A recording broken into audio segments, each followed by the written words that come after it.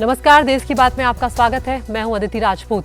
तो पदक बहाने हरिद्वार पहुंच गए हैं पहलवान। सबसे पहले इसी की शुरुआत हम कर रहे हैं देश की बात में।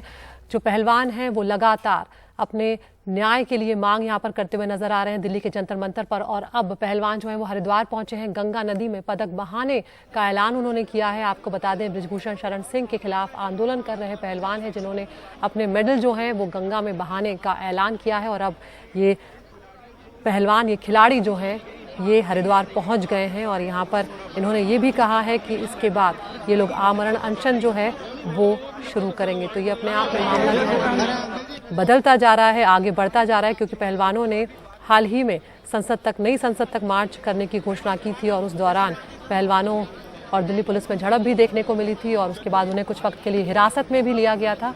और फिर पहलवानों ने कहा था कि हमारी कहीं कोई सुनवाई नहीं हो रही है, और लेकिन हम मैदान से पीछे हटने वाले नहीं हैं, हम अपनी लड़ाई जारी रखेंगे। तो अब आगे बढ़ते हुए यहाँ पर जो हमारे देश के पहलवान हैं वो अपने मेडल लेकर हरिद्वार पहुँच गए हैं। उन्होंने ऐलान किया है कि अपने मेडल्स को वो अब नहीं रखेंगे, वो इन्हें गंगा में बहा देंगे। और इसके बाद आमरण अनशन पर पहलवान बैठेंगे। तो विनेश फोगाट जो हैं उन्होंने सोशल मीडिया पर एक भावुक पोस्ट लिखकर ये जानकारी दी थी। और इस वक्त हम देख रहे हैं जो पहलवान हैं वो यहाँ पर भावुक भी नजर आ रहे हैं। साक्षी मलिक भी यहाँ पर नजर आ रही हैं, विनेश भी यहाँ पर नजर आ रहे हैं। अपने मेडल लेकर ये यहाँ पर आए हैं। तो 28 मई को पहलवान जो है उन्होंने नए संसद भवन की तरफ मार्च करने की कोशिश की थी। और उसके बाद दिल्ली पुलिस और पहलवानों में झड़प देखने को मिली थी। पहलवान हमारे जमीन पर गिरे हुए नजर आ रहे थे, जिसको देखकर सोशल मीडिया पर भी काफ़ी आलोचना हुई थी दिल्ली पुलिस की। और उसके एक्शन के 2 दिनों के बाद यहाँ पर अब ये पहलवान जो है इस तरह से अपना विरोध दर्ज करवा रहे हैं। उनका बार बार ये कहना है कि हमारी कोई सुनवाई नहीं हुई है। तो यौन उत्पीड़न जैसे आरोप यहाँ पर उन्होंने लगाए हैं बृजभूषण शरण सिंह के खिलाफ। और बार बार वो ये कह रहे हैं कि हमारी यहाँ पर सुनवाई नहीं हो रही है। और जिस तरह की कार्रवाई दिल्ली पुलिस ने हमारे ऊपर की, जितनी तेज़ी से एक्शन दिल्ली पुलिस ने हमारे ऊपर लिया, अगर उतनी तेज़ी से एक्शन वो बृजभूषण शरण सिंह के खिलाफ लेते तो शायद ज़्यादा बेहतर होता। तो चाहे विनेश फोगाट हों, चाहे साक्षी मलिक हों, सब पुलिस से जूझती हुई उस दिन नज़र आ रही थी। और कहीं ना कहीं वो परेशान करने वाली दुखद तस्वीरें थी, क्योंकि वो पहलवान जो हमारे देश का नाम रोशन करते हैं वो इस हाल में है यहाँ पर कि अपने मेडल बहाने को अब वो मजबूर हो गए हैं।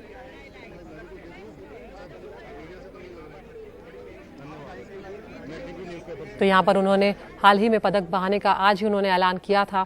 और बात यही थी कि क्या जो कदम वो उठाने जा रहे हैं इसके बाद उन्हें न्याय मिलेगा, क्या वो जो चाह रहे हैं और वो सुनवाई उनकी हो पाएगी, ये भी अपने आप में एक बड़ा सवाल है। क्योंकि यहाँ पर देखना होगा कि क्या उत्तराखंड की जो पुलिस है वो इन खिलाड़ियों को आगे बढ़ने देती है और गंगा में पदक बहाने की इजाज़त उन्हें मिल पाती है, या जो वो सोच कर आए हैं वो कर पाते हैं या नहीं। लेकिन यहाँ पर खिलाड़ियों ने एक और बड़ा ऐलान ये कर दिया है अपने पदक बहाने के अलावा, गंगा में विसर्जित करने के अलावा, कि वो आमरण अनशन पर बैठेंगे।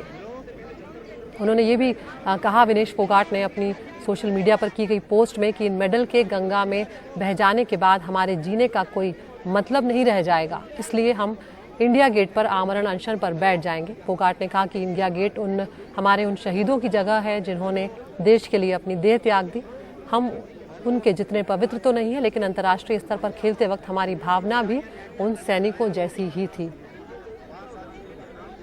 तो यहाँ पर हरिद्वार से तस्वीरें आपको दिखा रहे हैं वो खिलाड़ी जो पिछले 1 महीने से ज़्यादा वक्त से दिल्ली के जंतर मंतर पर प्रदर्शन कर रहे थे, विरोध कर रहे थे अपनी मांगों को लेकर, वो अब हरिद्वार पहुँच गए हैं। और उन्होंने यहाँ पर ऐलान किया है कि अपने पदक वो गंगा नदी में बहा देंगे। वो बार बार ये बात कह रहे हैं कि उनकी सुनवाई करने वाला कोई नहीं है।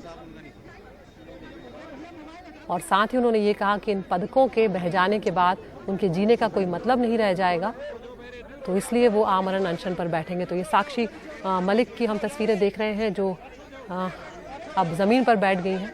भावुक भी ये खिलाड़ी, ये पहलवान इस वक्त नज़र आ रहे हैं अपने मेडल्स को लेकर। लेकिन इनका बार बार ये कहना रहा है कि कोई इनसे मिलने नहीं आया, कोई इनकी सुनवाई नहीं हुई। जब वो मेडल लेकर आते हैं तब सब उनके साथ तस्वीरें खिंचवाते हैं, सब बड़ी बड़ी बातें करते हैं, लेकिन जब अपनी मांगों को लेकर ये खिलाड़ी सड़कों पर हैं तब इनकी सुनवाई करने वाला कोई नहीं है।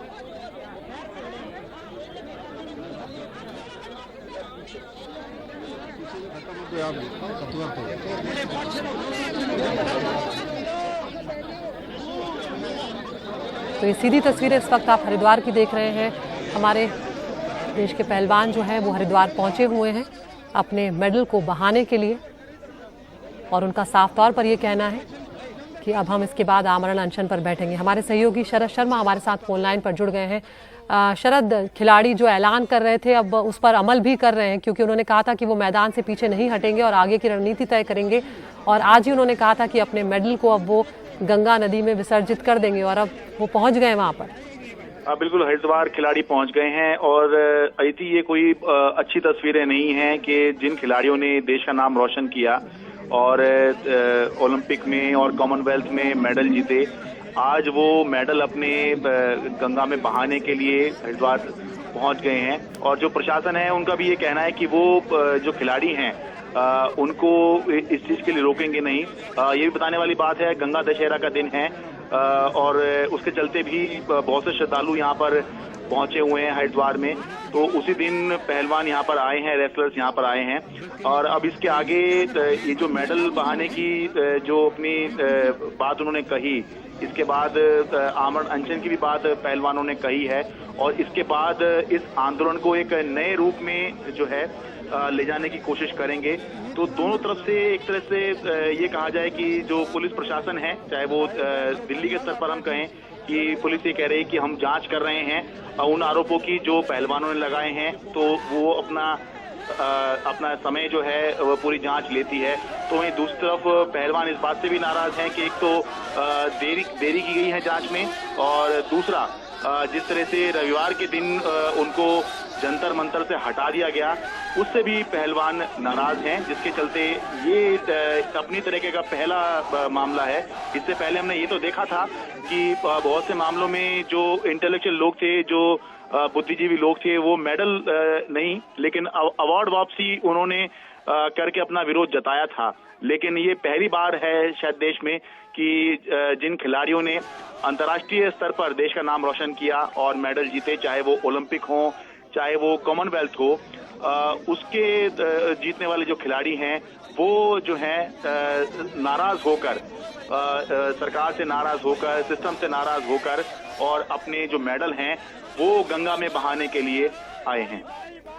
बिल्कुल शरद, 28 मई को जो कुछ भी हुआ वो तस्वीरें हम सब ने देखी थी, पूरे देश ने देखी थी, और किस तरह से वो तस्वीरें वायरल हुई थी कि जो खिलाड़ी हमारे देश का नाम रोशन कर रहे हैं वो किस तरह से सड़क पर पुलिस से जूझते हुए नजर आए, लड़ते हुए नजर आए, वहां पर सड़कों पर गिरे हुए नजर आए। और उसके बाद पुलिस की जो कार्रवाई है उस पर भी कई तरह के सवाल उठे, क्योंकि यहाँ पर खिलाड़ियों का ये कहना था कि वो शांतिपूर्ण तरीके से ही आगे बढ़ रहे थे, लेकिन पुलिस ने उन्हें रोक दिया। हालांकि पुलिस ने ये दलील दी कि हमने उन्हें इजाजत नहीं दी थी, लेकिन उसके बाद वो जिस जगह पर प्रदर्शन कर रहे थे उस जगह को भी उनसे छीन लिया गया। साथ ही उन पर कई कड़ी धाराओं में मामले दर्ज किए गए हैं। शरद, ये इससे हम सब वाकिफ हैं।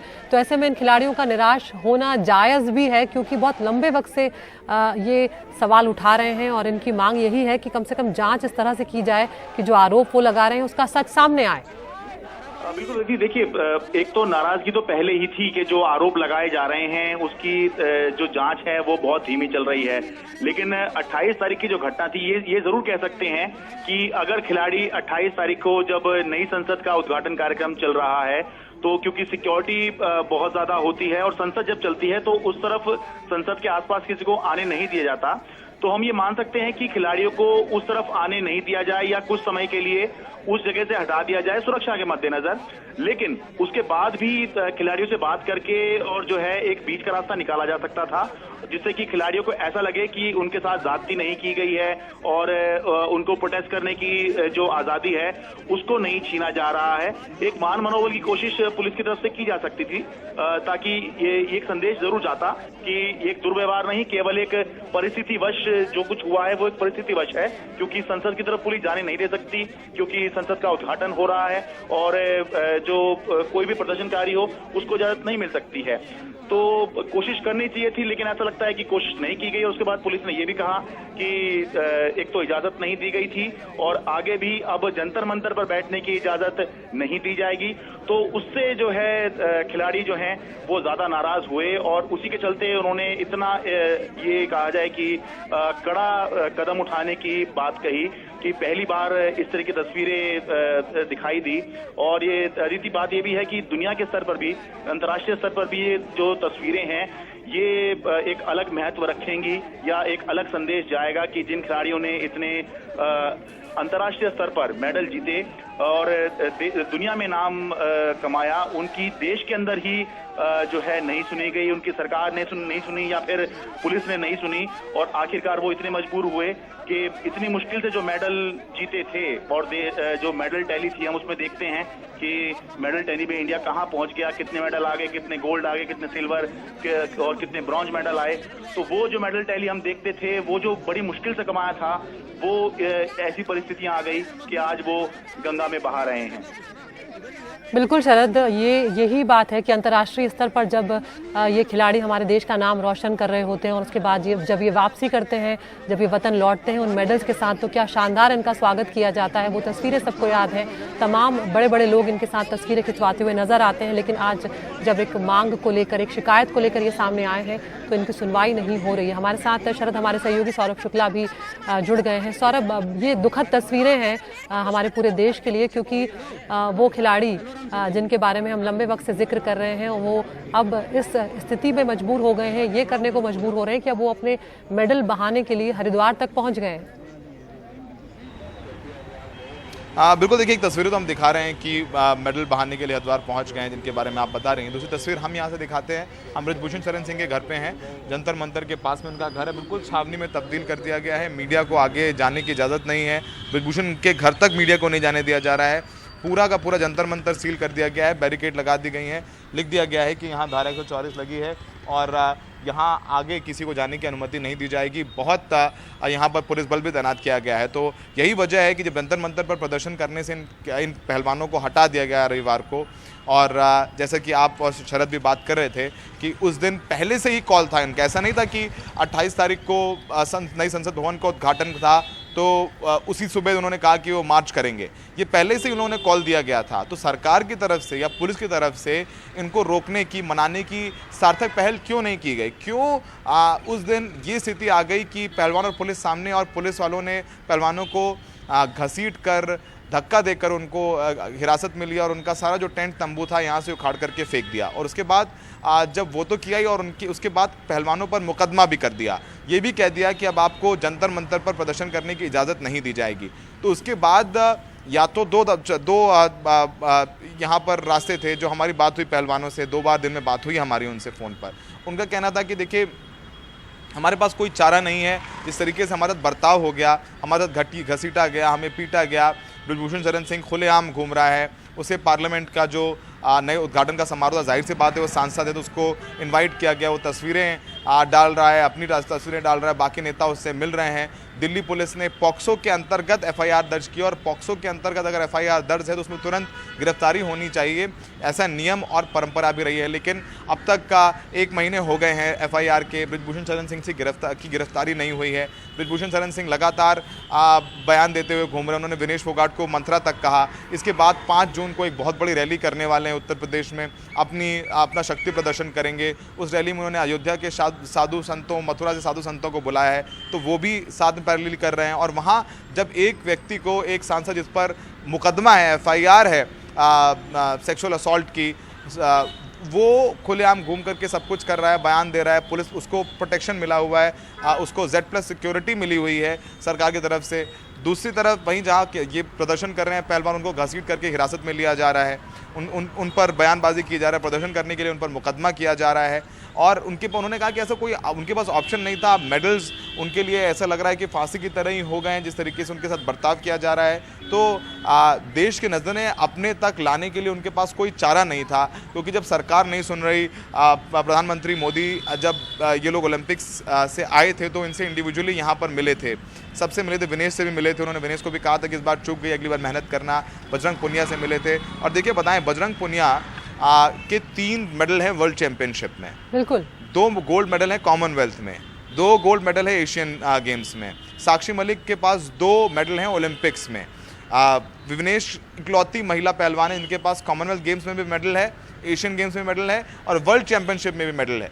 तो ये वो आम कोई रेसलर्स नहीं है, ये विश्व के ज़बरदस्त बड़े रेसलर्स हैं। और ऐसे में जिस तरीके से रवैया रहा है, अगर आप सही गलत का फैसला पुलिस करे, जुडिशरी करे, लेकिन जो एडमिनिस्ट्रेशन रहा है, प्रशासन रहा है, वो इस पूरे मामले को सुलझाने में नाकामयाब रहा है। चाहे वो खेल मंत्रालय रहा हो, चाहे वो दिल्ली पुलिस रहा हो, चाहे वो गृह मंत्रालय रहा हो, जिस तरीके से पूरी कहानी अनफोल्ड हो रही है ये काफ़ी दुखद है। जाहिर सी बात है, जो सरकार के सूत्र हैं वो ये कह रहे हैं कि कमेटी बनाई गई थी, सब कमेटी बनाई गई थी। जब जनवरी में इन्होंने प्रोटेस्ट शुरू किया, सारी सुनवाई हुई थी, रेसलर्स को जुडिशरी पर यकीन नहीं है, दिल्ली पुलिस जांच कर रही है। ये भी कहा गया कि जो मेडल्स इन्होंने जीते हैं ये इनके इंडिविजुअल मेडल्स नहीं हैं। आपको यहाँ पर कुछ क्षणों के लिए रोकूंगी क्योंकि कुछ ऐसी तस्वीरें आ रही हैं जो हमारे दर्शकों को हम बताना यहाँ पर चाहेंगे। बहुत ही शर्मनाक स्थिति भी है यहाँ पर, क्योंकि हम देख रहे हैं कि यहाँ पर साक्षी मलिक की वो तस्वीरें भी सामने आ रही हैं जब वो अपने घर से, जहाँ पर उनके मेडल्स लगे हुए थे, उन्हें दीवार से वो उतारती हुई नजर आ रही हैं। और वो उस वक्त भावुक भी हैं, आंसू भी उनके बह रहे हैं, क्योंकि बहुत मेहनत होती है, सालों की मेहनत होती है। उसके बाद एक खिलाड़ी इस मुकाम तक पहुंचता है कि वो किसी वर्ल्ड चैंपियनशिप में शिरकत कर रहा होता है, पार्टिसिपेट कर रहा होता है। उस तरह की प्रतिस्पर्धा में वो जो तमाम अंतर्राष्ट्रीय खिलाड़ी होते हैं उनका मुकाबला करके वो यहाँ तक पहुँचता है कि वो ये मेडल लेकर आता है। तो इन मेडल्स का लौटाना या पानी में बहाना एक कोई सांकेतिक विरोध लग सकता है किसी को, लेकिन ये बहुत बड़ी बात है, क्योंकि उनकी सालों की मेहनत की एक कमाई है जिसमें पूरे देश का नाम रोशन हुआ है। और उससे जब वो बहाने जा रहे हैं तो उनके लिए ये बहुत बड़ी बात है, बहुत भावुक, परेशान करने वाला लम्हा है। और उन्हें ये करने के लिए मजबूर होना पड़ा है, ये कहीं ना कहीं वाकई में बेहद शर्मनाक स्थिति है। यही बात सौरभ हम अभी कर रहे थे जब आप भी कह रहे थे कि कितनी वर्ल्ड चैंपियनशिप्स इन खिलाड़ियों ने जीती हैं जो इस वक्त इस तरह से, चाहे वो पुलिस के द्वारा घसीटे जा रहे हों, चाहे वो इस तरह से हरिद्वार में नजर आ रहे हों। इस वक्त भी सौरभ हम तस्वीरें दिखा रहे हैं अपने दर्शकों को, जब हरिद्वार वो खिलाड़ी पहुंचे हुए हैं और कुछ देर तक वो अपने सीने से लगा के अपने मेडल्स को भावुक हुए, रोए, और उसके बाद अब वो वहीं पर बैठ गए हैं। अब देखना होगा सौरभ आगे क्या कुछ होता है, कि क्या इन्हें इन मेडल्स बहाने की इजाज़त दी जाती है या वहाँ पर भी कुछ देखने को मिलेगा। लेकिन सौरभ ये भी एक बात है कि जिस तरह के आरोप बृजभूषण शरण सिंह पर लगे हैं, अगर कोई और इस तरह का आरोपी होता तो शायद कार्रवाई की जो हालत है वो दूसरी तरह की होती। सौरभ देखिए अदिति, आपको याद होगा लखीमपुर खीरी में जो केंद्रीय गृह राज्य मंत्री हैं अजय मिश्रा टेनी, उनके बेटे ने, मोनू मिश्रा ने किसानों पर गाड़ी थार चढ़ा दी थी, कई किसानों की मौत हुई थी, उसके बाद हिंसा हुई थी। लगातार जो किसान यूनियन है वो अजय मिश्रा टेनी चूँकि गृह MOS गृह थे, हैं अभी उनके इस्तीफे की मांग के, लेकिन उनका इस्तीफा नहीं।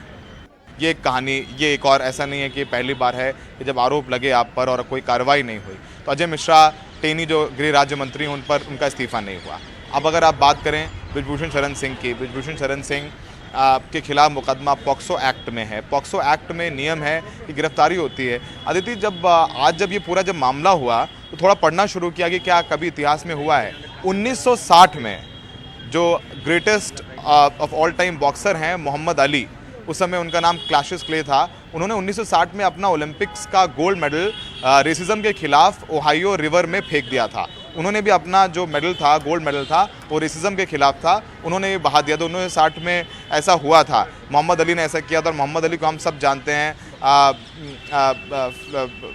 जो उनसे ज़बरदस्त greatest of all time boxer हैं वर्ल्ड के। तो ये ऐसा हुआ है और वैसे ही आज यहाँ हम भारत में देखने को मिल रहा है। शायद कुछ चीज़ें इतिहास में जाएंगी और ये शायद ये तस्वीरें भी इतिहास में जाएंगी।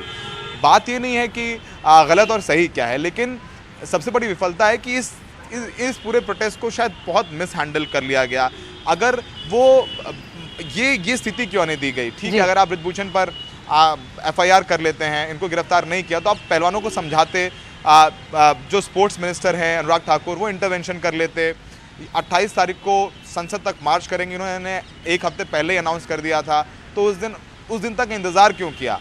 क्या पुलिस को एक मौका चाहिए था कि उनको हटाना है, तो हमारे पास बहाना है कि 28 तारीख को ये आएंगे। सवाल भी है कि क्या इस पूरे मामले को उस तरह से देखा गया, उस तरह से हैंडल किया गया जिस तरह से किया जाना चाहिए था? तो ये तस्वीरें हरिद्वार से आ रही है सीधे, जहां पर हमारे पहलवान, हमारे खिलाड़ी जो मेडल लेकर आए थे अपनी मांगों को लेकर, वो पिछले 1-1.5 महीने से प्रोटेस्ट कर रहे हैं, विरोध कर रहे हैं जंतर मंतर पर अपनी सुनवाई को लेकर। उन्होंने यौन उत्पीड़न के आरोप लगाए हैं बृजभूषण शरण सिंह के खिलाफ, और कार्रवाई की मांग वो लगातार कर रहे हैं, सुनवाई की मांग वो लगातार कर रहे हैं, और अब विरोध स्वरूप वो हरिद्वार पहुंचे हैं गंगा में अपने मेडल बहाने के लिए।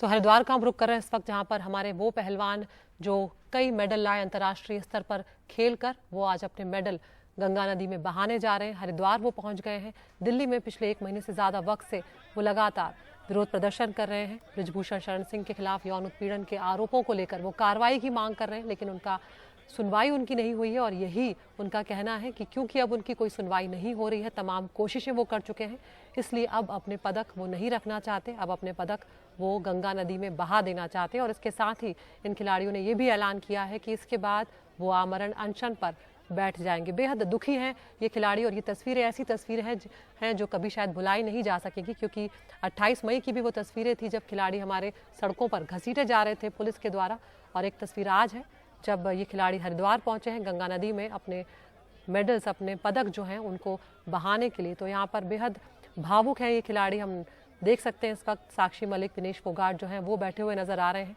बजरंग पुनिया ने सोशल मीडिया पर पोस्ट लिखते हुए लिखा कि 28 मई को जो हुआ वो आप सबने देखा, पुलिस ने हम लोगों के साथ क्या व्यवहार किया, हमें कितनी बर्बरता से गिरफ्तार किया। उन्होंने लिखा कि हम शांतिपूर्ण आंदोलन कर रहे थे, हमारे आंदोलन की जगह को भी पुलिस ने तहस नहस कर हमसे छीन लिया, और गंभीर मामलों में हमारे ऊपर FIR दर्ज कर दी है। ये भी सवाल बजरंग पुनिया उठा रहे हैं कि क्या महिला पहलवानों ने अपने साथ हुए यौन उत्पीड़न के लिए न्याय मांग कर कोई अपराध कर दिया है। तो अब यहाँ पर जो पहलवान हैं उनको वो एक नाउमीदी से गुजर रहे हैं, वो निराश हैं कि उनको कोई सुनने वाला यहाँ पर नहीं है, और इसीलिए अब वो यहाँ पहुँचे हैं हरिद्वार, जहाँ पे अपने पदक वो बहाने की तैयारी में है।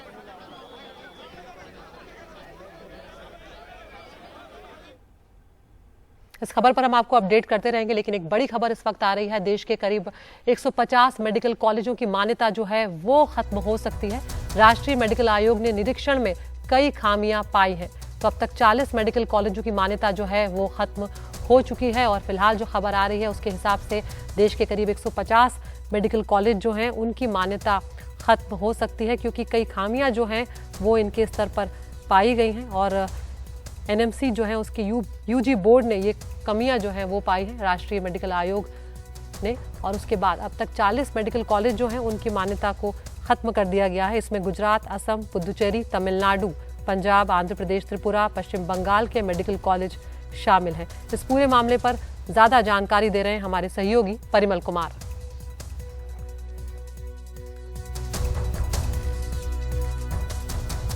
देश के करीब 150 मेडिकल कॉलेजों की मान्यता खत्म हो सकती है, और ऐसा इंस्पेक्शन के दौरान पाई गई कमी के बाद नेशनल मेडिकल कमीशन ने निर्णय लिया है, और इसमें 40 मेडिकल कॉलेजों की मान्यता खत्म भी कर दी गई है। अब आपको बताएं कि ये जो कमियां पाई गई हैं वो कैमरे को लेकर, बायोमेट्रिक अटेंडेंस को लेकर, और साथ में फैकल्टी को लेकर, इस तरह की कमियों के बाद जो है NMC ने ये फैसला किया है। और यहाँ पर अब अपील का एक मौका बचता है कॉलेजों के पास। वो फर्स्ट अपील 30 दिन के भीतर NMC में कर सकते हैं, नेशनल मेडिकल कमीशन में कर सकते हैं। वहाँ से अगर उनको राहत नहीं मिलेगी तो दूसरी अपील वो केंद्रीय स्वास्थ्य मंत्रालय के पास कर सकते हैं, जिसमें 2 महीने में उनको 2 महीने में उसका निपटारा करना होता है स्वास्थ्य मंत्रालय को, अगर ऐसा वाक़या आता है तो। लेकिन अब तक का आंकड़ा ये कहता है कि अब तक एक भी मेडिकल कॉलेज की मान्यता, जो हमें बताया गया हमारे सूत्रों ने, स्वास्थ्य मंत्रालय के सूत्रों ने, मान्यता कभी ख़त्म नहीं हुई है। हालांकि स्वास्थ्य मंत्रालय इस स्टेप से थोड़ा नाराज़ भी है, ये भी हमें बताया गया है, और इसको निर्णय लेने की कोशिश कर रहा है कि आखिर कैसे इस पर निर्णय लिया जा सकता है। लेकिन यहाँ पर एक बड़ी समस्या खास तौर पे उन मेडिकल कॉलेजों के लिए हो गई है जिनकी मान्यता, जो 40 के करीब मेडिकल कॉलेज है जिनकी मान्यता ख़त्म हो गई है, उनके लिए एक चुनौती बढ़ सी गई है, क्योंकि उनको अब अपील करना पड़ेगा। और फर्स्ट अपील में अगर एनएमसी के पास उनको राहत नहीं मिलती है तो दूसरे अपील में उनको केंद्रीय स्वास्थ्य मंत्रालय के पास आना पड़ेगा। नई दिल्ली से Parimal Kumar, NDTV India.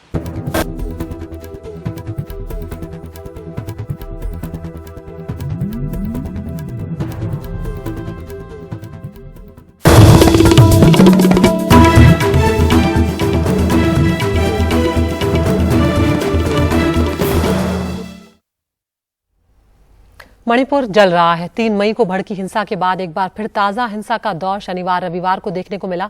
CM Birendra Singh के मुताबिक कुकी जोमी और मेईते दोनों गांवों को जला दिया गया। मणिपुर कमांडो और कुकी जोमी विद्रोही जो हैं, उन समूहों के बीच में लड़ाई छिड़ गई। तस्वीरें किसी युद्ध के बाद के मंजर जैसी हैं, जो बयां कर रही हैं कि यहां पर क्या कुछ गुजरा है। मुख्यमंत्री ने जानकारी दी कि पिछले दिनों हुई हिंसा में 40 विद्रोहियों को मार गिराया गया। हिंसा के दौर के बीच गृहमंत्री अमित शाह मणिपुर के दौरे पर हैं और कई बैठकें कर चुके हैं। आज सुबह उन्होंने सबसे पहले महिला संगठनों के प्रतिनिधियों के साथ बैठक की है और फिर सिविल सोसाइटी के लोगों से मिले। कल उन्होंने मुख्यमंत्री और अधिकारियों के साथ भी बैठक की थी। आज की बैठक के बाद अमित शाह सबसे ज्यादा हिंसा प्रभावित चूड़ा चांदपुर भी पहुंचे।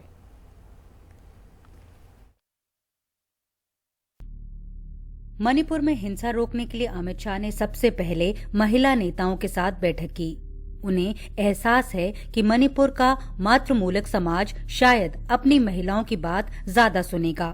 वो अलग अलग समूहों से मिल रहे हैं। शाह ने ट्वीट कर जानकारी दी कि मणिपुर में महिला नेताओं के समूह के साथ बैठक की। मणिपुर के समाज में महिलाओं की भूमिका के महत्व को दोहराया। मिलकर हम राज्य में शांति एवं खुशहाली बहाल करने के लिए प्रतिबद्ध हैं। वैसे जिन इलाकों में सेंट्रल और सदर्न मणिपुर में हिंसा ज्यादा हुई, वहां सुरक्षा बल लगातार कार्रवाई कर रहे हैं। Right now we are into a different situation altogether, trying to separate out the communities. इस वक्त हम एक अलग स्थिति में हैं। हम दोनों समुदाय को अलग करने की कोशिश कर रहे हैं, जिनके बीच टकराव हो रहा है। हमने बेहतरीन काम किया है और बड़ी संख्या में लोगों की जान बचाई है। मणिपुर में चुनौतियां खत्म नहीं हुई हैं और इसमें कुछ समय लगेगा, लेकिन उम्मीद है कि वे शांत हो जाएंगी। असली चुनौती उस साझा जमीन की तलाश की है, जहां कुकी और मैतेई समुदायों को साथ में लाया जा सके। कोशिश ये हो रही है कि जो इस हिंसा में विस्थापित है, उन्हें उनके घरों तक पहुंचाया जाए। जो उग्रवादी कैंपों से बाहर आए हैं, उन्हें वापस वहां भेजा जाए। जो हथियार लूटे गए हैं, उन्हें भी वापस लिया जाए। राज्य में हथियारों की आसानी से उपलब्धता ने भी पूरी स्थिति जटिल कर दी है। राज्य दशकों तक उग्रवाद से प्रभावित रहा है। वैसे केंद्र के आंकड़ों के मुताबिक अभी तक मणिपुर की हिंसा में 80 से ज्यादा लोग मारे जा चुके हैं। मणिपुर की समस्या ये है कि कोई किसी की वहां पर सुनने को तैयार नहीं है। बताया जा रहा है कि केंद्रीय गृह मंत्री एक सर्वदलीय बैठक की अध्यक्षता इम्फाल में कर सकते हैं, ताकि शांति बहाली का जो प्रोसेस है वहां पर दोबारा से शुरू किया जा सके।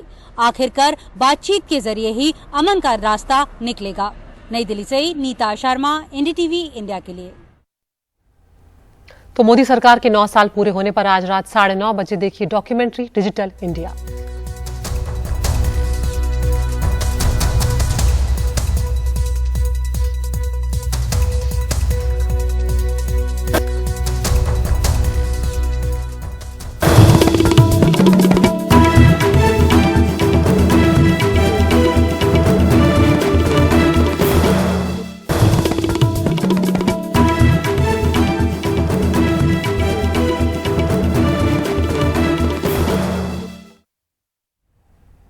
अक्सर ऐसा होता है कि मरीज को दिल का दौरा पड़ता है और पता भी नहीं चलता। नतीजा इलाज नहीं मिल पाता वक्त रहते और मरीज की मौत हो जाती है।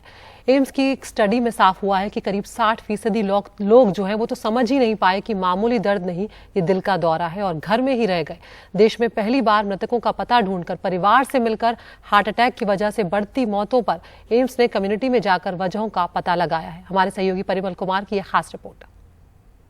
हमने ये देखा कि सिर्फ करीब 10% लोग ही 1 घंटे से पहले अस्पताल पहुंचे, जिनको तो वो 1 घंटा बहुत महत्वपूर्ण होता है। आप जानते हैं, वेदर हार्ट अटैक हो या स्ट्रोक हो। समझ ही ना आए कि दर्द है या दिल का दौरा, तो इलाज के लिए हड़बड़ी भी कोई क्यों करे। आंकड़े डराते हैं और बताते हैं कि सीने में दर्द की शिकायत को हल्के में लेने की भूल ना करें। हमको एक डिग्री ऑफ सस्पिशन हाई रखना पड़ेगा, क्योंकि ये बहुत ही घातक बीमारी है। तो हर चेस्ट पेन को यदि किसी से कंसल्ट कर सके, स्पेशली जो लेफ्ट साइड पे होता है चेस्ट पेन को, बट जैसे कि हम जानते हैं कि ये इसके बिना भी हो जाता है हार्ट अटैक। ऐसी नहीं कि ये होने से ना ही सारे चेस्ट पेन आपको हार्ट अटैक मिलते हैं, ना ही सारे हार्ट अटैक में चेस्ट पेन होता है। तो हमें ऐसे कोई फुल प्रूफ तो कोई तरीका है नहीं, तो हमको हाई डिग्री ऑफ सस्पिशन होना चाहिए। इस तरह हार्ट अटैक से मरीजों की मौत के मामले में पहली बार आईसीएमआर और एम्स ने लोगों के बीच जाकर सोशल ऑडिट किया। इसमें कार्डियोलॉजी, न्यूरोलॉजी और कम्युनिटी मेडिसिन के लोग शामिल रहे। हरियाणा के बल्लभगढ़ में परिवारों से मिले और वजह का पता लगाया। दिल का दौरा पड़ने के बाद 10% ही लोग घंटे भर के भीतर अस्पताल पहुंच सके। 55% मामलों में तो परिवार के लोग हार्ट अटैक के लक्षण को समझ ही नहीं पाए। करीब 30 से 40% को समझ आया, लेकिन साधन, पैसा और अस्पताल की दूरी ने देरी कर दी। हमने करीब 3-4 हजार डेथ से किए थे, लेकिन अल्टीमेटली हमको करीब 400 ऐसे डेथ मिले जिनको हमने सोशल ऑडिट किया, क्योंकि बाकी लोग दूसरे कारण से मरे थे और वो हमारे इसमें नहीं आए थे। लेकिन तो 400 के करीब हमने डेथ्स, 435 डेथ हमने स्टडी किए थे। तो जो एक्सेस का इश्यू है, फाइनेंशियल एक्सेस बोले या फिजिकल जोग्राफिकल एक्सेस बोले, वो इश्यू है। करीब मुश्किल से 10% लोग ऐसे थे जिनको अस्पताल पहुंचने के बाद देरी हुई, क्योंकि वो हेल्थ सिस्टम का अपना देरी है, रिस्पॉन्स करने में थोड़ा देरी हुई। मतलब लोगों ने रिस्पांस समय पे किया, लेकिन वहां पर क्योंकि क्यों रहा होगा और हाँ जी। तो वहाँ पे भी टाइम लगता है, ईसीजी होके कार्डियोलॉजिस्ट को बुलाना पड़ता है, तो वहाँ पे भी देरी हो सकती है। सही अस्पताल भी पहुंचना उतना ही जरूरी है जितना ये समझना कि ये दर्द नहीं, हार्ट अटैक है। बीमारी की समझ अगर हो तो जान बच सकती है, बचाई जा सकती है। दिल के दौरे को मामूली दर्द समझने की भूल ना करें, क्योंकि इसको बहुत गंभीरता से लेने की जरूरत है। समझ बढ़ाएंगे, सतर्क रहेंगे तो बीमारी हारेगी और आप जीतेंगे। नई दिल्ली से परिमल कुमार, एनडीटीवी इंडिया। तो देश की बात में मेरे साथ इतना ही। नमस्कार।